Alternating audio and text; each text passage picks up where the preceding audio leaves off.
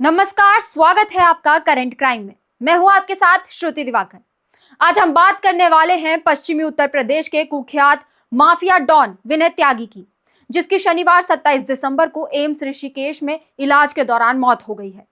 त्यागी हरिद्वार में हुए हमले के बाद वेंटिलेटर पर था, जहां शनिवार को उसने अंतिम सांसें ली। पेशी के दौरान हरिद्वार ले जाते समय लक्सर इलाके में पुलिस गाड़ी पर नकाबपोश बदमाशों ने हमला कर विनय त्यागी को गंभीर रूप से घायल कर दिया था।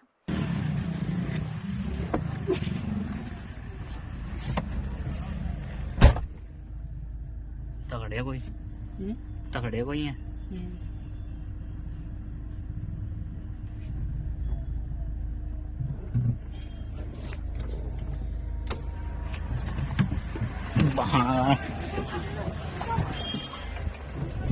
कोई सान है, कोई सान है, कोई सान है। उड़ा जा, आजा आजा, छोड़ा आजा, छोड़ा आजा। अंदर बढ़, अंदर बढ़, अंदर बढ़, अंदर बढ़। लोक कर ला गाड़ी। अंदर बढ़, पड़ा रे फिरोज ना। इस हमले में 2 पुलिसकर्मी भी घायल हो गए थे। विनय त्यागी को गोली मारने के बाद हमलावर बड़े आराम से बाइक से फरार हो गए थे।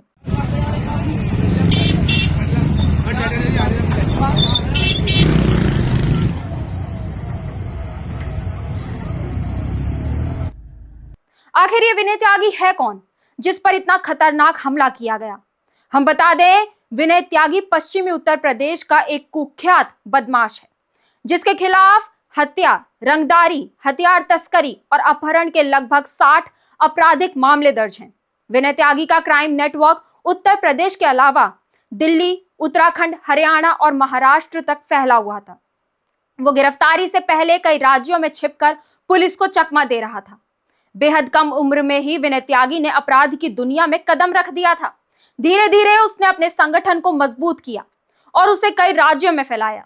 वो एक राज्य से दूसरे राज्यों में हथियारों की सप्लाई भी करता था। उसके गिरोह में 2 दर्जन से ज्यादा लोगों के शामिल होने की बात कही जा रही है। विनय त्यागी किस तरह पकड़ा गया, ये बात भी बहुत ज्यादा रोचक है। बात इस साल सितंबर की है। विनय त्यागी नेहरू कॉलोनी हरिद्वार में अपने डॉक्टर दोस्त के घर पर था। उस डॉक्टर दोस्त ने ही विनय त्यागी के खिलाफ मुकदमा दर्ज कराया कि उसने उनकी कार से बैग चोरी किया है। पुलिस ने तत्काल मामले में मुकदमा दर्ज किया और विनय त्यागी को बैग के साथ गिरफ्तार कर लिया। सारी रकम और सोने चांदी के सिक्के इसी बैग में मौजूद थे। इस कार्रवाई पर भी सवाल उठ रहे हैं कि आखिर 38 संगीन अपराधों के मुकदमों में आरोपी एक सामान्य चोरी कर सकता है? बीते कुछ दिनों से विनय त्यागी लगातार चर्चाओं में बना हुआ था। विनय त्यागी एकाएक देहरादून आकर कैसे बचा? एक तर्क इसके पीछे यह भी था कि उसे यूपी एसटीएफ तलाश कर रही थी, लिहाजा उसने खुद को इस चोरी के मुकदमे में फंसाया, जिसमें उसने डॉक्टर का सहारा लिया। पेशी के दौरान ले जा रहे विनय त्यागी पर हमले को लेकर कई सवाल उठ रहे हैं। हमला करने वाले दोनों आरोपियों को हरिद्वार पुलिस ने अगले दिन गिरफ्तार करने का दावा किया। पुलिस का कहना है कि हमलावरों ने बताया कि विनय त्यागी से पैसों का लेन देन को लेकर विवाद चल रहा था। हालांकि इस विवाद की कोई ठोस कहानी पुलिस नहीं बता पाई। बताया गया कि ये दोनों हमलावर विनय त्यागी के साथ कई अपराधों में शामिल रहे हैं। 24 तारीख को लक्सर न्यायालय में ले जाते वक्त पुलिस अभिरक्षा में कुछ बदमाशों ने यहाँ के 2 लोगों ने ताबड़तोड़ फायरिंग की थी, जिसमें अभियुक्त विनय त्यागी की घायल हुए थे, जिनको तत्काल हॉस्पिटल ले जाया गया था, वहां से एम्स रेफर किया गया था। इसके साथ ही पुलिस ने अभियुक्त पंजीकृत करते हुए 24 घंटे के अंदर दोनों ही अभियुक्तों को दबोच लिया था। उनको पकड़ के उनके द्वारा ये पुलिस के सामने स्वीकार भी किया गया, घटना को भी स्वीकारा और साथ में यह भी बताया कि आपसी अदावत और रंजिश के कारण ये पूरा घटनाक्रम उनके द्वारा किया गया है। हमलावरों के पास से 2 तमंचे बरामद हुए। तमंचे में एक ही गोली भरी जा सकती है। हमलावर मोटरसाइकिल से आए थे। इसमें से पीछे बैठे हमलावर ने गोली चलाई।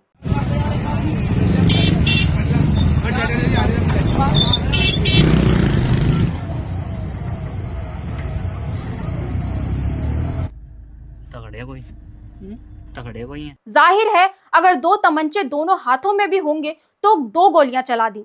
इसके बाद एक तमंचा तो लोड किया ही होगा। इसमें 5-7 सेकंड का समय भी लगा होगा। लेकिन फिर भी पुलिसकर्मियों ने कोई कार्यवाही क्यों नहीं की? विनय त्यागी की बहन सीमा त्यागी और बेटी ने पुलिस के रवैये पर सवाल उठाए हैं।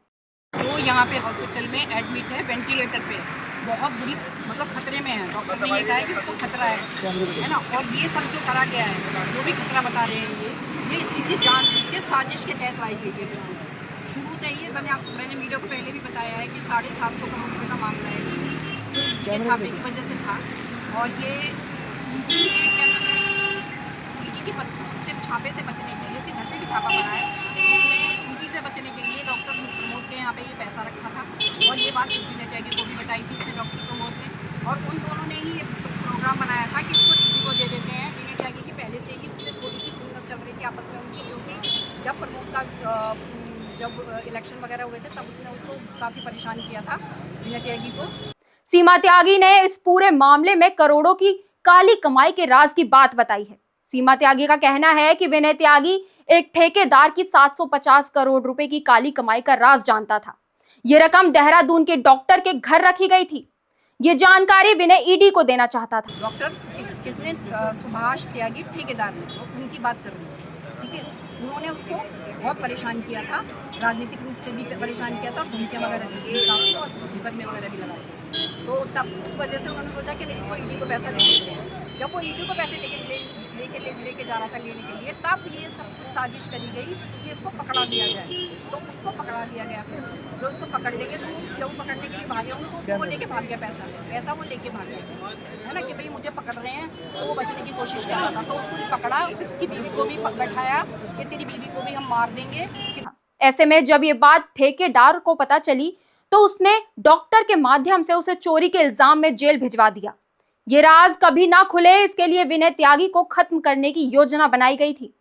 सीमा त्यागी ने कहा कि इस घटना की साजिश एक ठेकेदार ने रची है। किसी को पता नहीं चलेगा, पुलिस कहीं भी कोई इसका वो नहीं है, मेंशन नहीं कर रखा उन्होंने, कानूनी रूप से किसी को क्यों उठा रखा था। उन्होंने 2 दिन तक रखा है उसको, सब कुछ रिकवरी हो गई है, सब कुछ।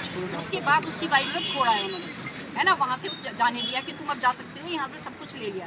तब उन्होंने वो माल देखा था, उसमें सारे पेपर थे, कागजात थे, बहुत सारी जमीन जायदाद के जो भी होंगे, बेनामी संपत्ति या जो भी कुछ था, पैसों का लेन देन, सब कुछ उसके पूरे पेपर थे, पूरा बैग था। तो इसी तरीके से पैसे का भी बैग था और ज्वेलरी का भी बैग था।